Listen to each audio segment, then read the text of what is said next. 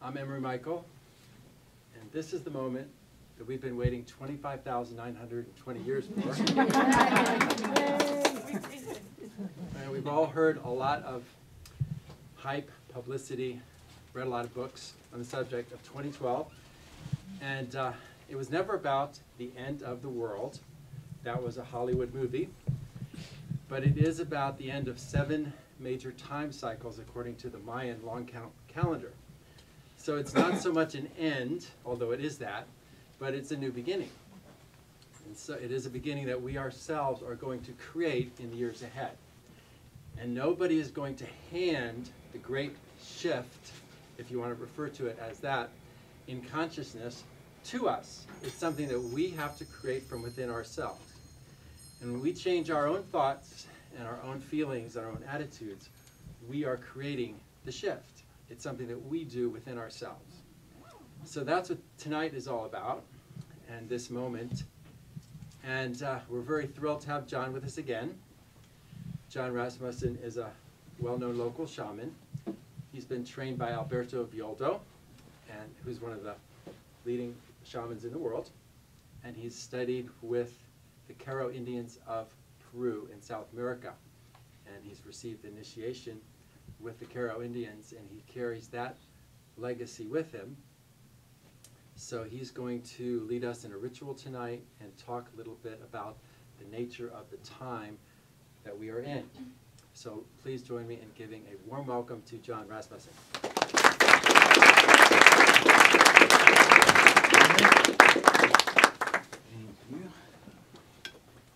Right. Thank you for joining me tonight on this momentous occasion. Pretty amazing.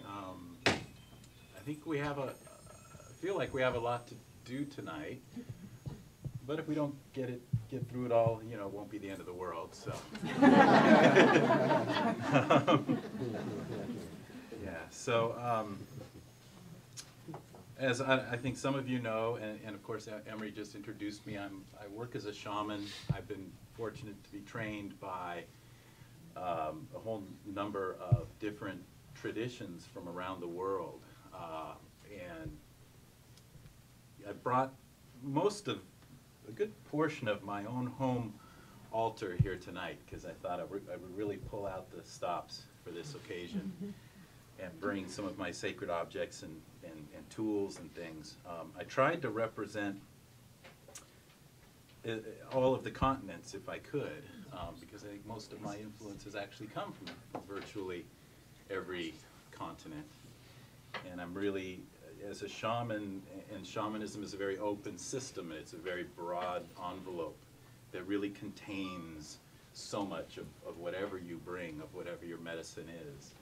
And so I like to celebrate that, and I keep that always close to me in my work and in everything that I do, and I hope that you recognize that tonight, feel that tonight, no matter where you come from, no matter what you've learned. It's all part of our overall medicine for humanity, and a wonderful thing to bring to these types of events, this great cycle. You know, Emery had the year, I was thinking 26,000, he had it down, I think, to the year. Kind of hard to keep track of these great cycles, you know, every 26,000 years or so. But it's a wonderful time, and like Emery said, it really is much more about where you are individually than anything else. And taking advantage of these opportunities, these changes in cycles, these influences that come. It's all about cycles, right? And if you get aligned with a cycle, it really is helpful. You know, you want to plant seeds at a certain time of the year. If you try to plant them at another time of year, it's not going to work. So really that's what it is. It's all about influences and cycles, and how are we taking advantage, essentially, of these cycles. And so tonight we're going to talk about, I really thought in the tradition of the cycle and of the circle, that I would take us through the medicine wheel in both a little bit of explanation, but most importantly in journey little bit later, we're going to do a guided journey through the medicine wheel, and we'll take as much advantage of not only this moment and the cycle shift that we're in, but also the collective. You know, when all these, when two or more people come together, it's an extremely powerful thing because of the law of resonance and how that amplifies our signal, so to speak. And so, with this many people gathered, we can certainly take advantage of that for our own individual benefit, and hopefully go away from tonight really ready to take on the next 25,950 some odd years. Still not that much time when you think about it. Okay, so as I usually do, we'll open sacred space first. I wanted to invite as many as you who would like and who may have some objects or something that you'd like to place on the altar, because part of the shamanic tradition is that when we do work, either psychologically or energetically, we like to anchor it in the mythic. We like to anchor it with something that holds that energy for us, that we take home and put on our altar, that essentially carries the information from tonight with it, and will re-inform you if the world pulls you in one or influences you in one direction or another. It's nice to have something anchoring, that when you walk by it, or you sit in front of it and you meditate or you do ritual, it brings you right back to this moment. So anything, I mean, if you didn't bring something or have something you'd like to sort of place here, you can grab some of the little stones or things that Emery has, and of course, I guess you'll have to buy it. This wasn't a scheme to like increase sales. Trust me. We have sacred objects beginning at $150. Special December 21st, 2012 price. Yeah. Okay. So let's do the opening sacred space, and bring your objects first if you would like.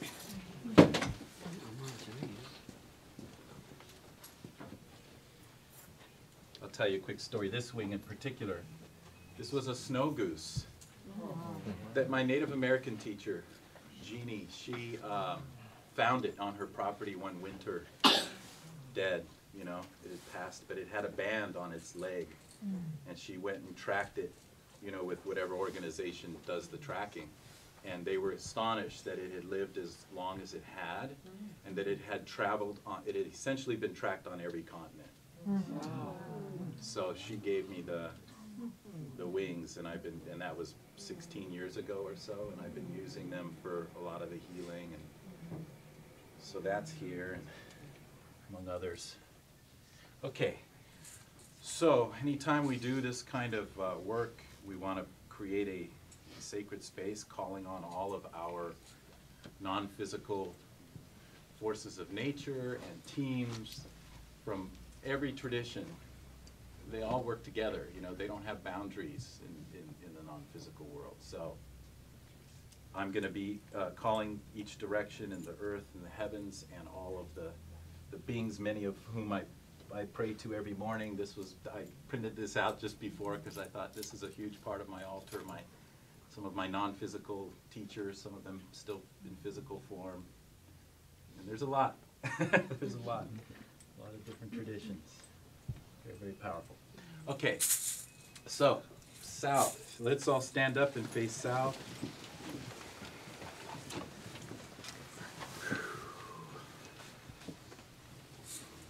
So just, you know, in addition to what I'm calling on in your own mind, thank and acknowledge your own team as well.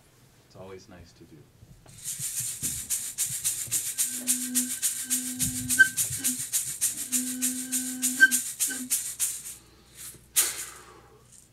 To the winds of the south, Sachamama Hatunamaru, great serpent, mother of the waters, the rivers, the roads that bring us together, the galaxies.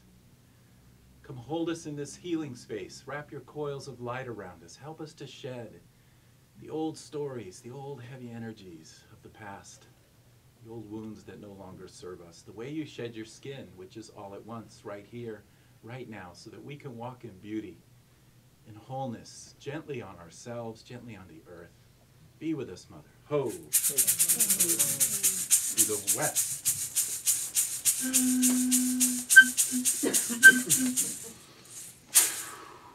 To the winds of the west. To the winds of the north. To the winds of the east. So just want you to take a moment and just notice how you feel. Check in with your body.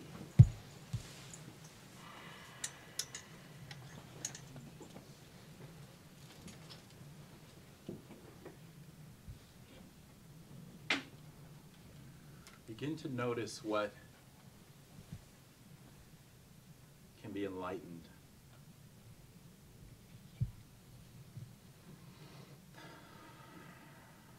Begin to notice what can be untangled in your physical body.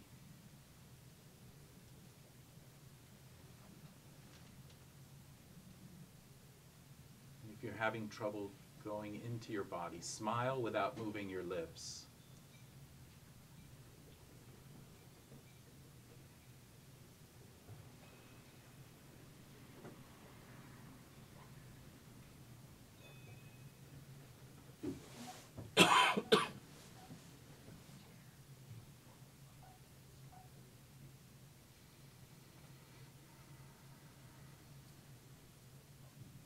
We're going to check in again with our bodies at the end of the night.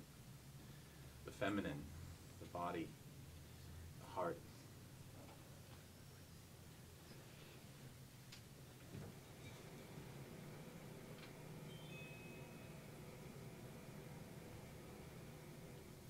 The biggest part of this shift, including just the, there's so many different cycles, right? This is just another year, and it's all these other Mayan cycles, many, many calendars. Time, of course, is non-linear. So we have a problem in the West of sometimes being a little too in the masculine, in the mind, in the linear, right? And I'll try not to talk too much because I think that's a part of that. But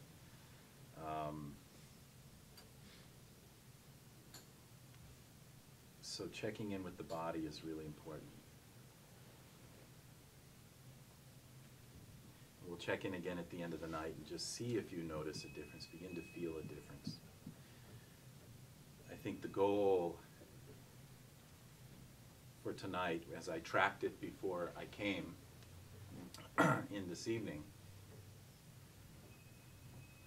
and Emery touched on it, is to come away ready for this next year, ready for the next 10 years, ready for the next 10,000 years, in a new way, in a way that's less complicated than we're used to.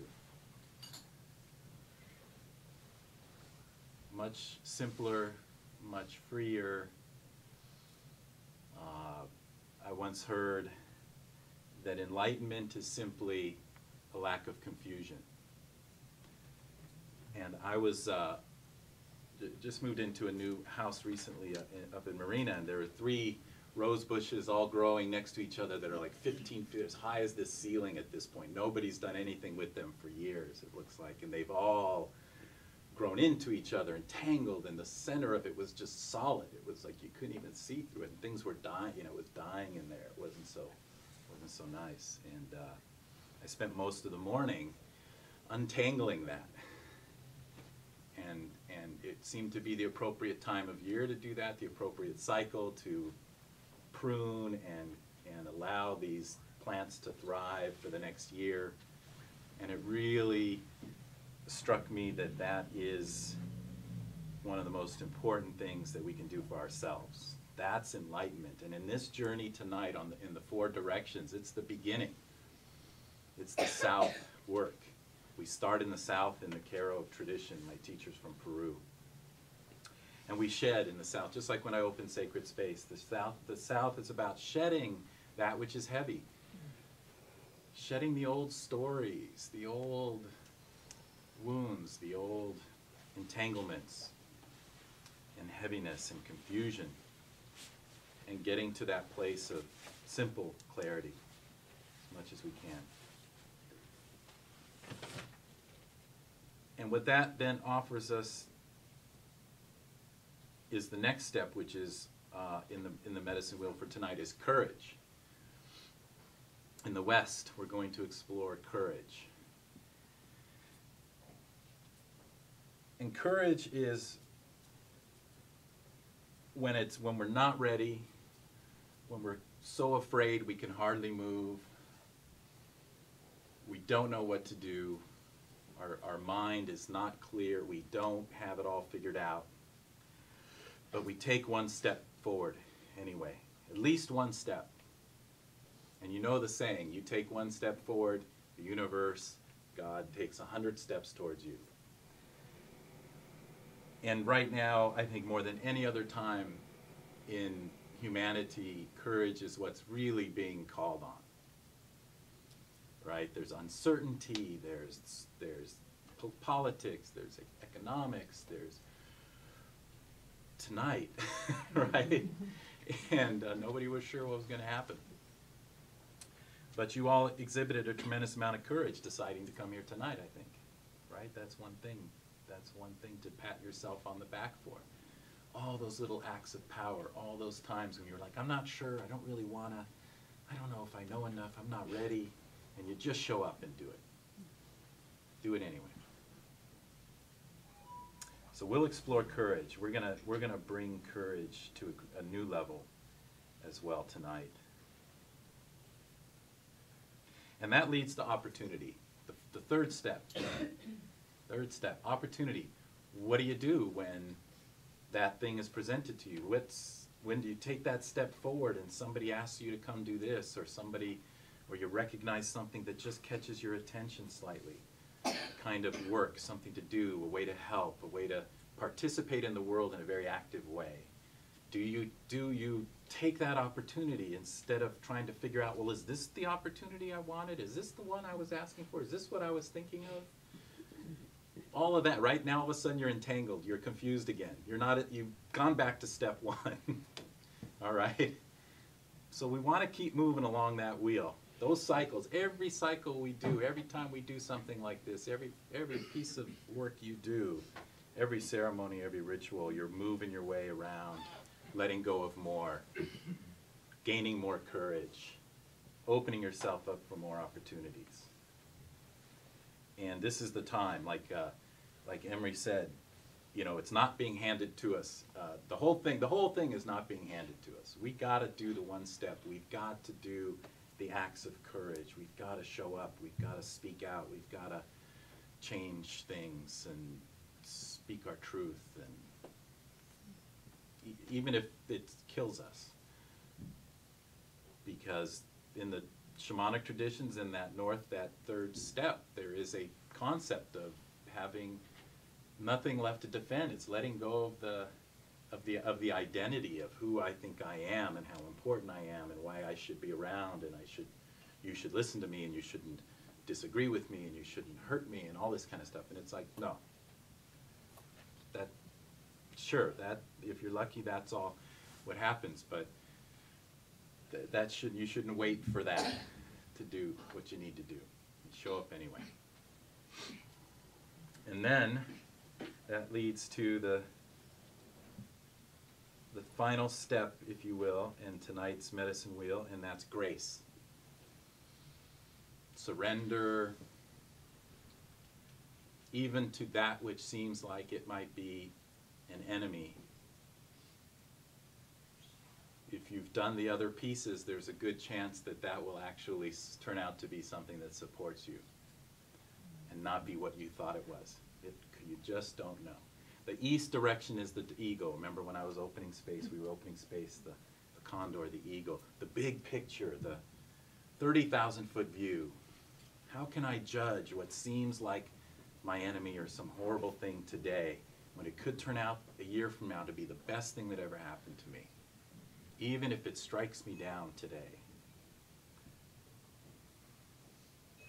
And that's grace. Grace is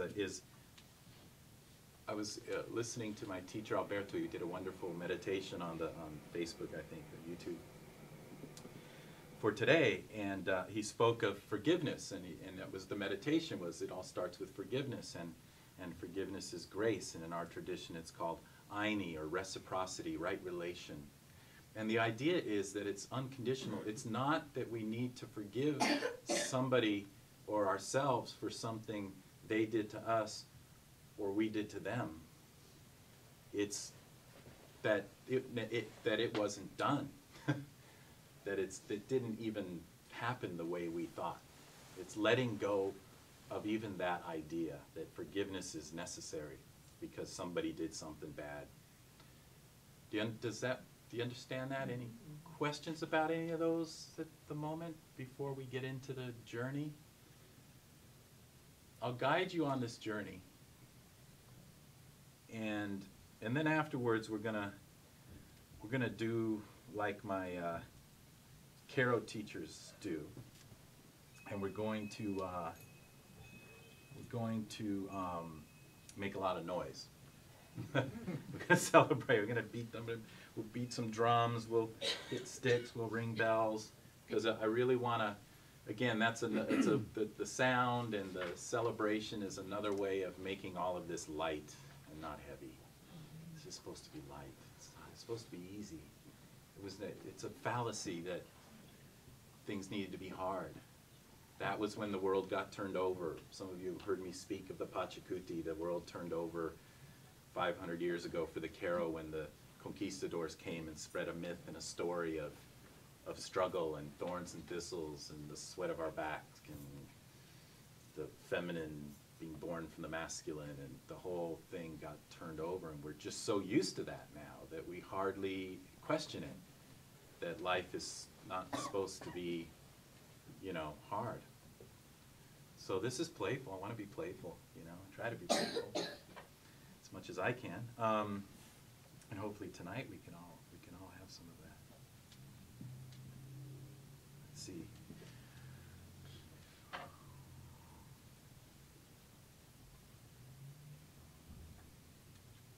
So this journey is an opportunity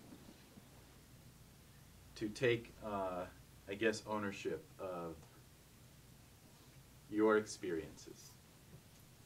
Regardless of whatever happens, another part of grace is regardless of whatever happens in the world, whatever everyone else is doing, close to you or 1,000 miles away,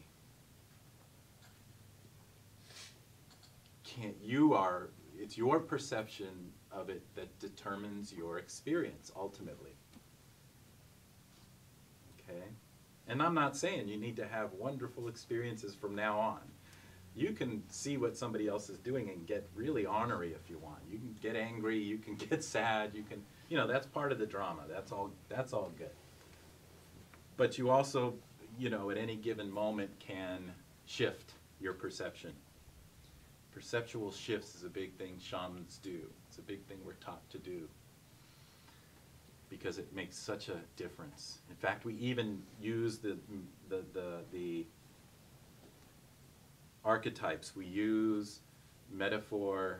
We use the power animals to represent each of our levels of perception. The serpent is that non-emotional, cold, reptilian brain, just matter of fact. So that if somebody's being really emotional around us and coming at us, if we drop into serpent, it just slides off like Teflon, like the serpent sheds its skin. Doesn't even get you. And then when we want to be really sensitive, when we want to track, is that really going to get me where I want to be experientially or not? Discernment, is this really... Am I in the right place? Does it feel right? That's the jaguar. That's the cat. Because they're so sensitive. Cats are very, very, they can see, they can smell, they can hear, they can feel like nothing else. So, and they're a little temperamental. They're also a little emotional. So when you're in jaguar, you're going to be arguing back.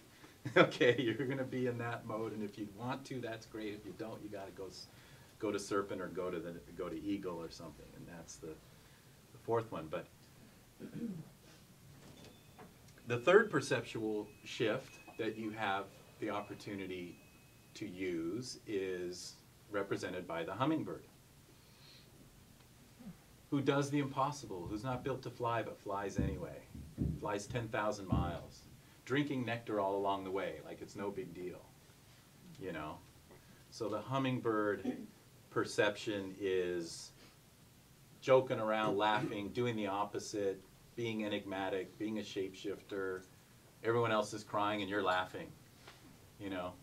A lot of the guru traditions, there's the stories of the laughing guru sitting on the pile of trash, you know, and everyone's like, how strange, they shouldn't be so happy. They do it on purpose. I love that. I always love to do the opposite of what people expect, you know, for that reason. So that's also an ability that you all have and that you can call upon anytime, and you can call upon the hummingbird to help you get there. That's what that's all about. And then I spoke of the eagle, right? The big picture. Big, big, big picture. Non-judgment, complete non-judgment. And you can dance around with those, and you can go in and out of those different perceptual states. That's your power. Those are acts of power when you do that. When you're in a place of being wronged or feeling like you did some wrong and you're working to forgive and you're doing all this kind of stuff, you can always just pop out of that and let it go, let it dissipate. So lots of opportunities in these traditions. So, are you ready to do a little journey? Yeah, yeah? Okay. All right. Use the wonderful drum that I got here from memory. And close your eyes, make yourself as comfortable as you can. If you're standing, you can always sit down and lean back against the bookcases or something, I guess that's okay.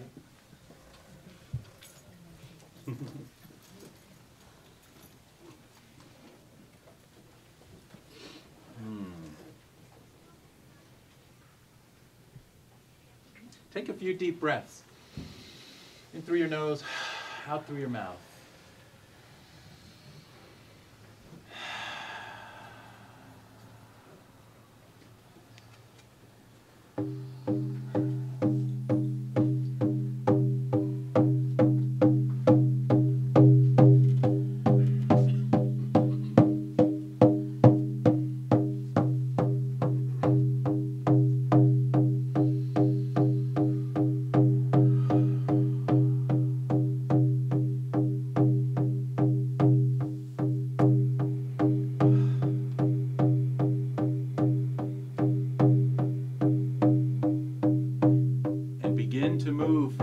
Your eyes where you're normally looking out into the world, and begin to move down. Imagine moving down behind your mouth,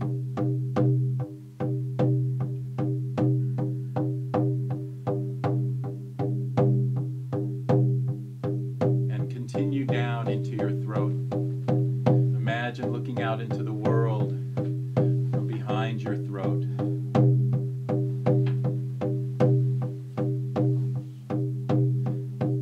And if you looked up, you'd see your head above you. And continue down into your torso.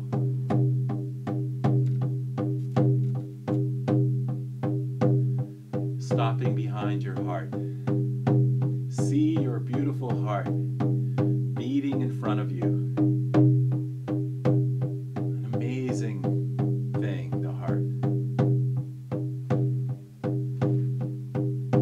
Just keeps beating on its own.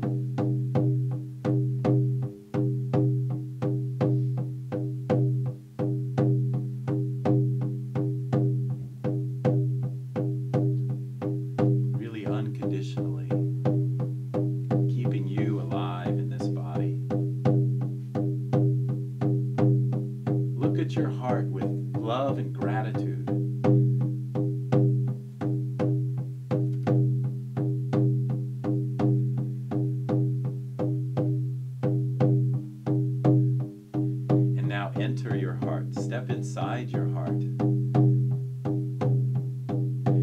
see the blood rushing by, see the valves working. Say hello to all those cells.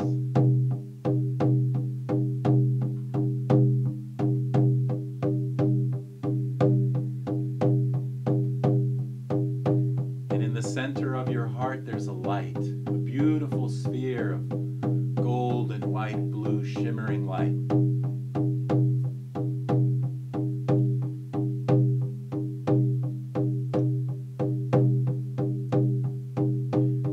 And enter that sphere of light. That is your essential self, your eternal self, the center of your soul, your luminous body.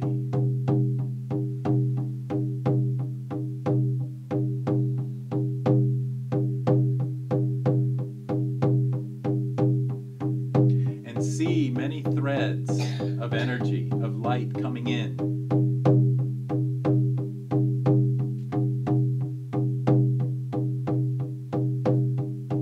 See many threads attached to that sphere of light. Some big, some small, some bright, some dim. Are there any that are tangled?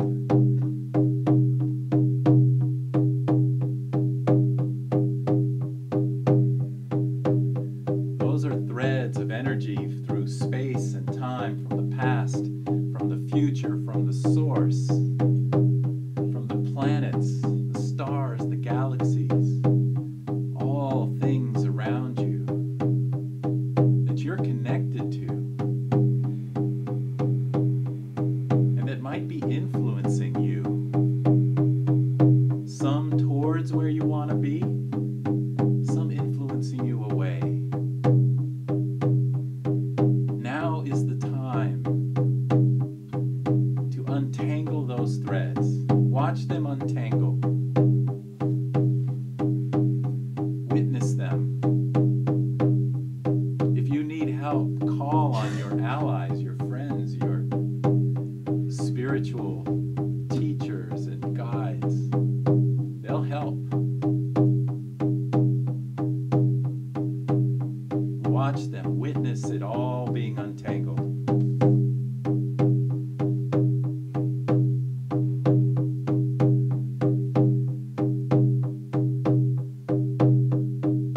And let go of those threads that no longer serve, those influences that you don't need going forward. Watch them fade away.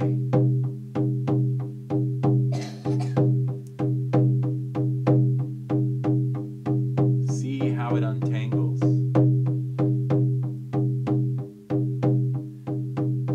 See how it leaves room for the other threads to be stronger and brighter and more of an influence on you.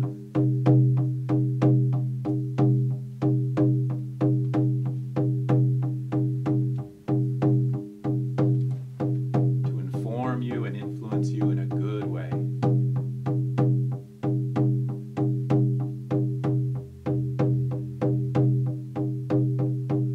Those other threads are no longer your story. You have a new story.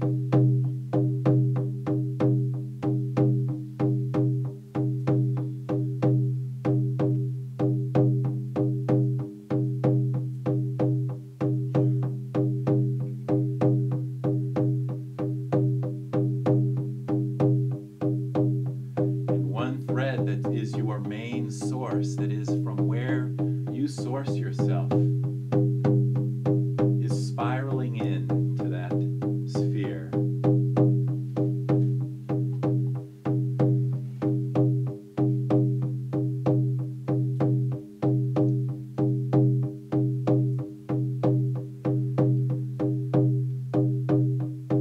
And now that we've shed the past and that which no longer serves us, the old influences, allow yourself to travel along that spiral. Move to the next of the 4 directions. directions.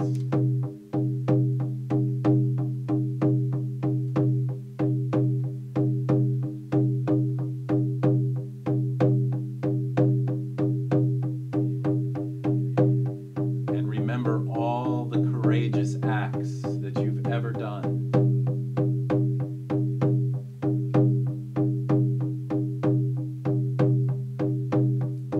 Even simple things you might have dismissed.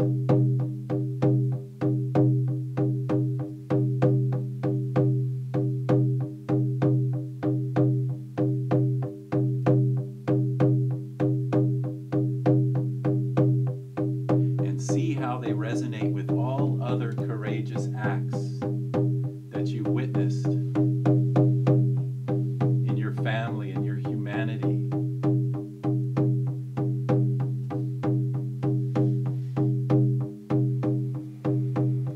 And see how they resonate. See how everybody else's acts of courage inform and influence yours. Build it and strengthen it. Every other act of every other brother and sister, every other human being. See how it feeds you.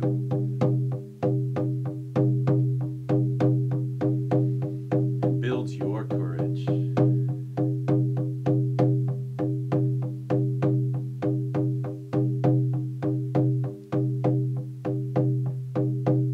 Because you were there, you are them.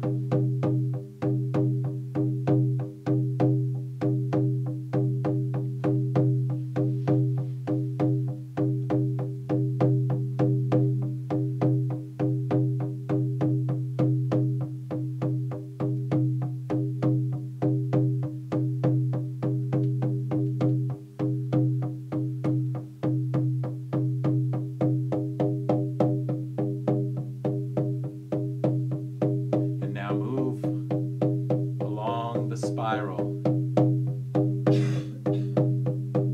further upward into the next point in the directions.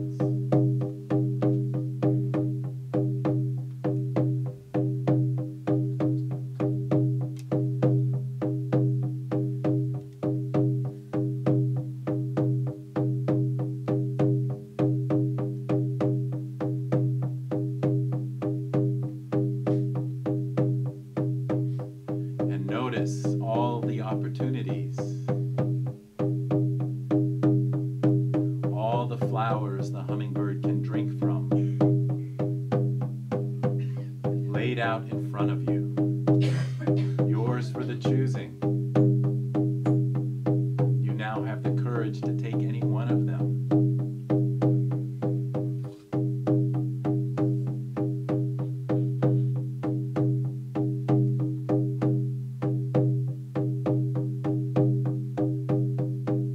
And it's effortless.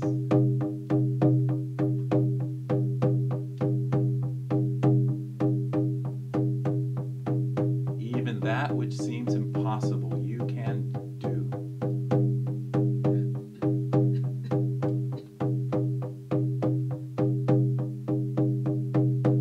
And once again, you're not alone.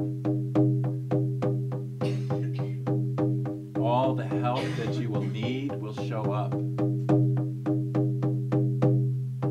All the allies, your team in the non-physical worlds, and everything in the physical world will conspire to take 100 steps towards you as you take that first step.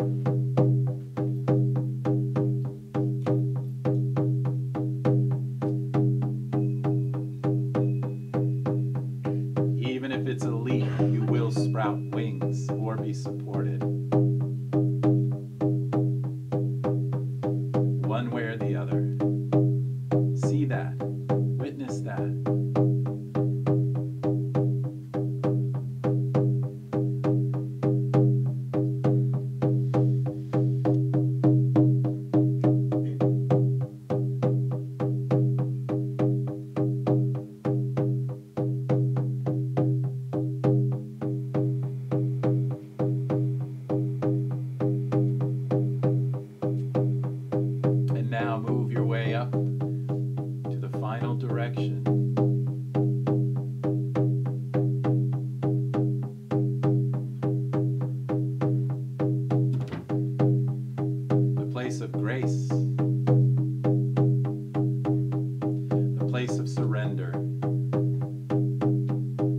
let it all go.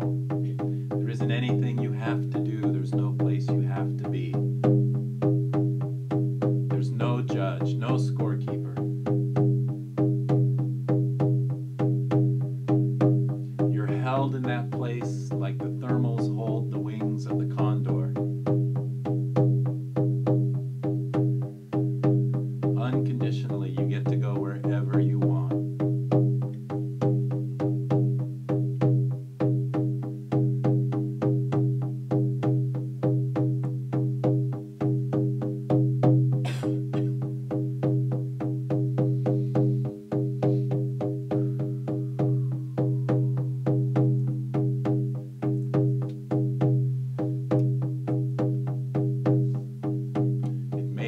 Cycles as the thermals do, day and night. But if you wait long enough, that grace will be there. The wind will pick up beneath your wings.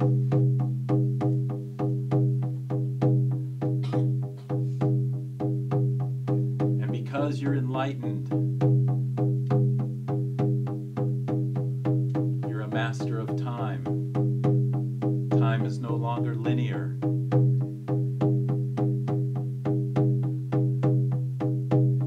So it doesn't matter how long you wait anymore.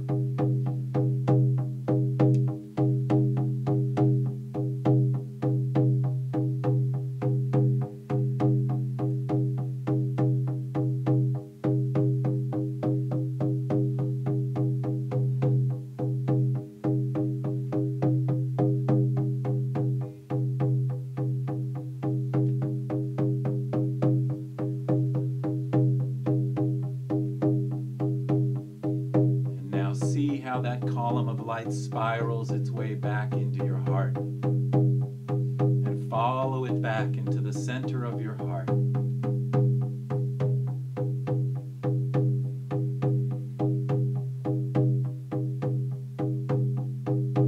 Feel the quality of that light now.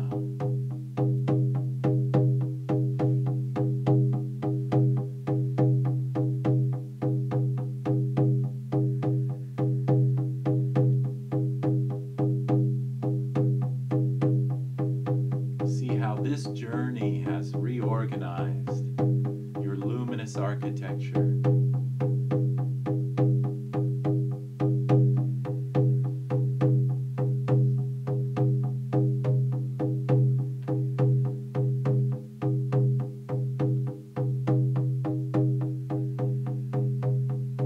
See how it resonates with all those around you, with people across the world. Right now, doing ceremony, just like this.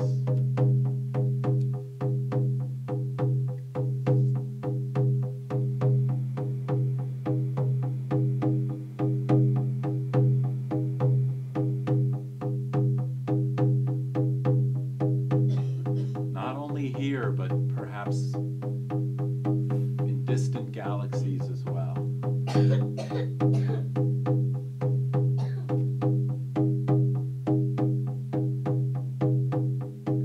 There's no limit to time and space.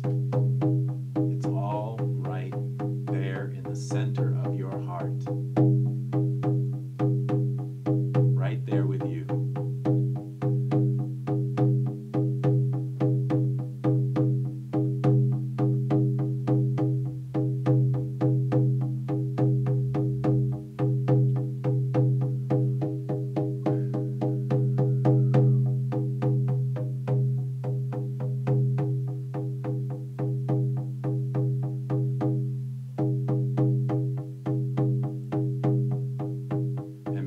Back into your heart. Now see the blood rushing by, and the valves working, and the cells. Once again, feel that love and gratitude for that part of you. Magically keeps you going, keeps you alive.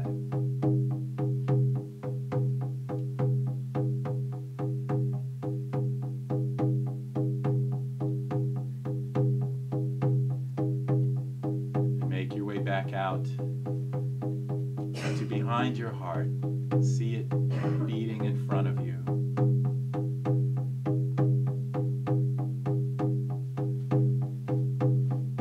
And make your way back up your torso, through your throat, back behind your eyes.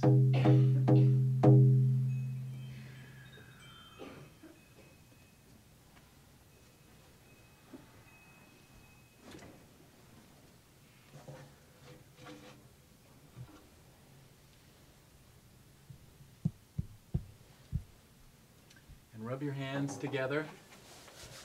Feel your face. Hold your face in your hands like a mother holds her child.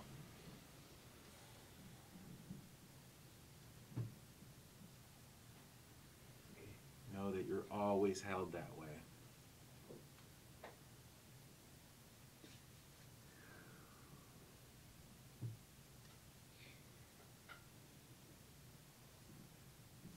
Beautiful, courageous, clear, powerful, enlightened, graceful soul that you are.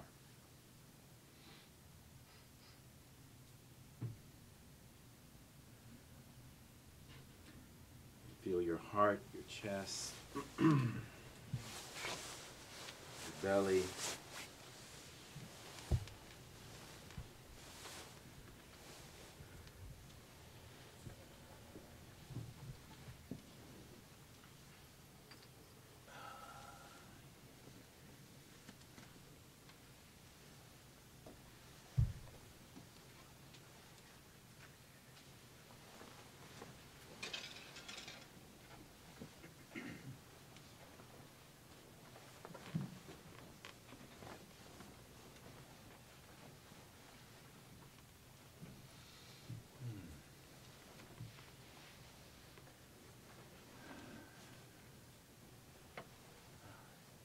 Wonderful. Check in with your body again. How are you feeling? How do you feel? Whew, I'm surrounded by some great souls, let me tell you. Pretty amazing. Wow.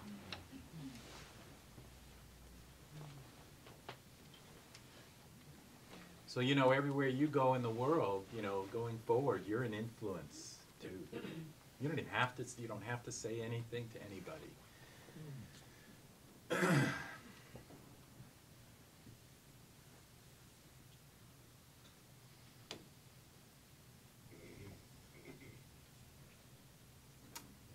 Any questions, comments, thoughts, feelings about any of this tonight?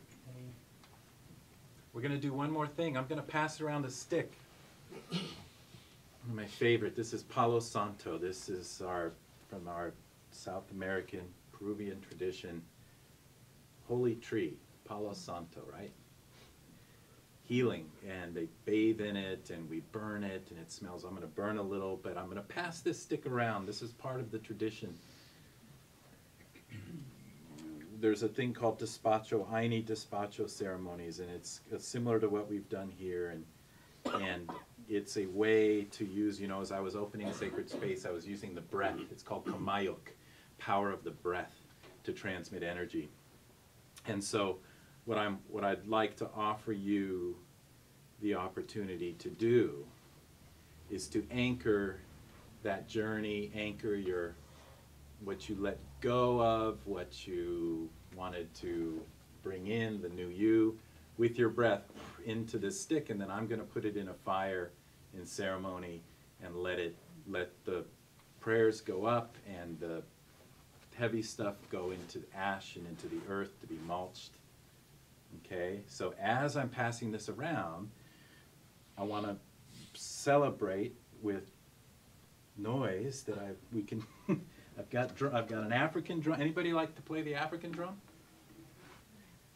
I do. You? Good. So I'm going to give you the African drum. You can beat on that. And I've got Australian.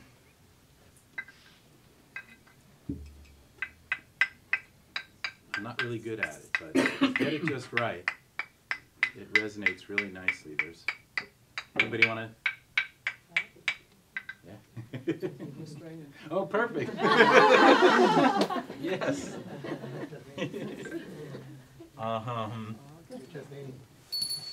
Bell from the Hindu tradition. I got bells. I think I'll use. Anybody else want bells? So we're just gonna go crazy. Bent bow? It's all good. Yeah. Okay.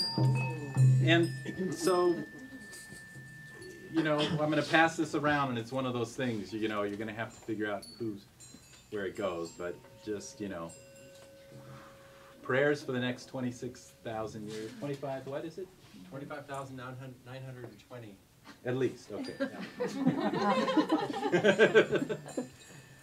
Or next month, next year, whatever you feel like, but it all. Which is how many breaths there are we take in a day. So it's a day in the life of the earth. One cosmic breath. There you Every go. day. Wow. 25,920 breaths. Every year is a breath. Very cool. Thank you. He is. Cool. Okay, so let's go. Start.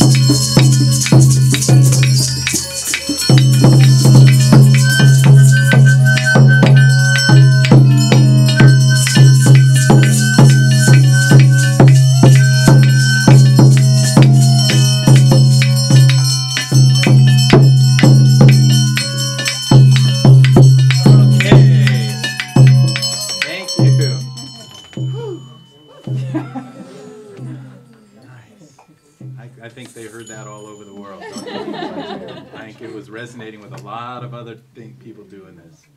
No question about it. So yeah, thank you. I hope that you hold this, that you feel this throughout the year, you know, for the rest of your life. Like I said, bring it with your breath to something that you can put on your altar to anchor it. And I really want to thank you all for coming tonight and helping share this moment.